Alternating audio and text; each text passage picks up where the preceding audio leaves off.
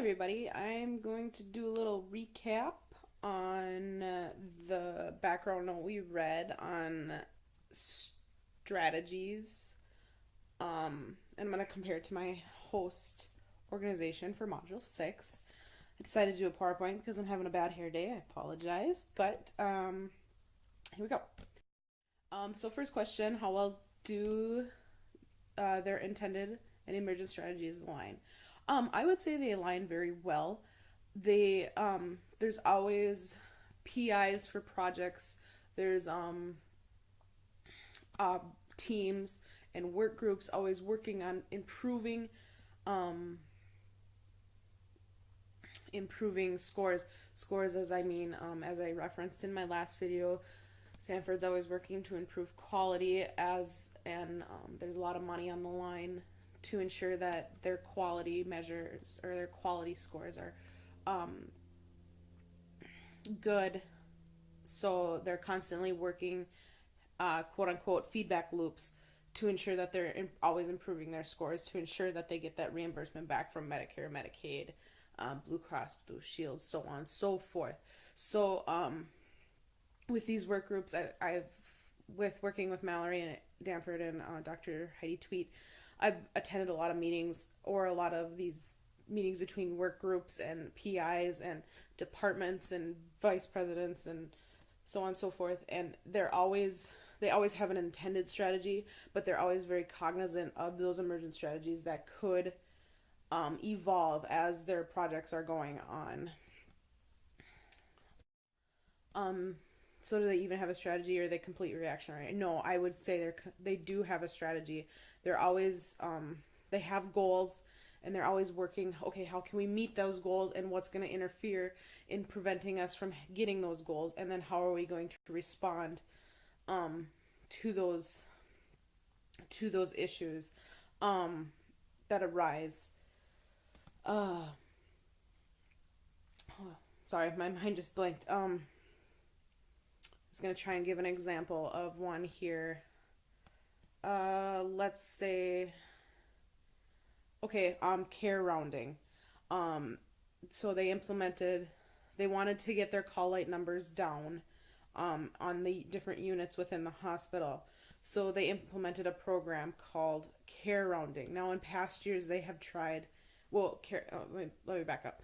Care rounding is where either a nurse or a CNA will visit that patient every hour on the hour, see if they need to go to the bathroom, do they need pain medication, um, do they need a drink of water or whatever, just to check in on them, see how they're doing. Um, they wanted to, they implemented this strategy in order to decrease call lights, decrease falls, and increase patient satisfaction. So in past years, they had tried doing this, but they never put all their eggs into one basket and really hit the nail on the head with trying to implement this strategy. It was just kind of a back burner thing. They wanted to do it, really totally invested in it as they should have been. This past year, they so in the previous years, their emergent strategy was there just wasn't enough support. There wasn't very much education. They just not everybody was completely invested in it. So this year they took it and they completely made it their core focus. Um, Still intending on getting that strategy implemented to meet the goals that they were trying to meet. And then they were able to implement it successfully on many units and now they've decreased their call light numbers by thousands. They've decreased their falls because people aren't getting up to go to the bathroom by themselves as much, and their patient satisfaction has increased greatly because they felt like they had a connection with the staff. Some unforeseen stuff that had came up over this past year was backlash from staff, so they did a lot more education on the understanding of why, how they were helping the system, so on and so forth, and they were able to implement it successfully. They're constantly reevaluating, making sure that they're figuring out ways they can do it better, just so that they can meet those goals, or get those rates to where they want them. Are resources truly aligned with the stated or intended strategy? Um, I would say so. I mean, there there's a lot of people working on a lot of different things, and sometimes some resources get pulled more than others. So take for example the IT department with going to an electronic medical record and making sure that data is being reported.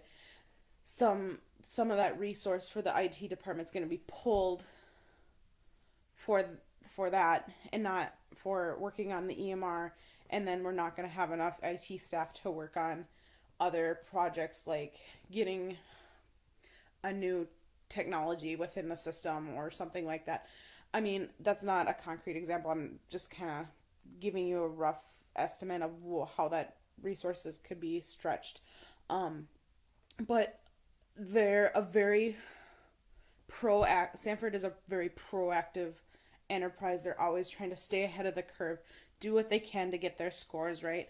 Um, and they're constantly adding resources to help improve those scores. So like they just added uh, a discharge phone nurse so that they can increase or decrease their chances of decrease a patient's chances of being readmitted.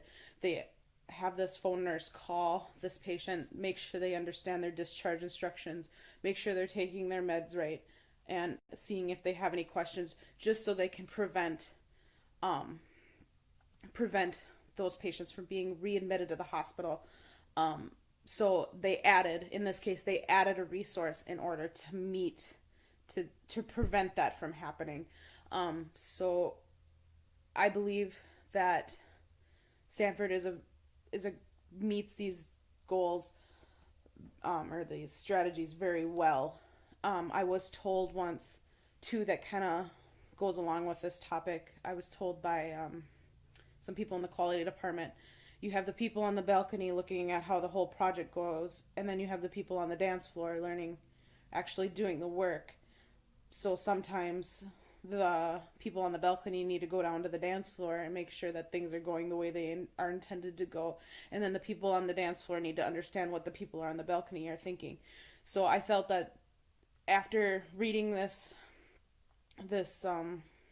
little excerpt that we had for this module, and knowing that being told that, I feel that Sanford has a very good model going, and that is why they're so great at what they do. Thanks.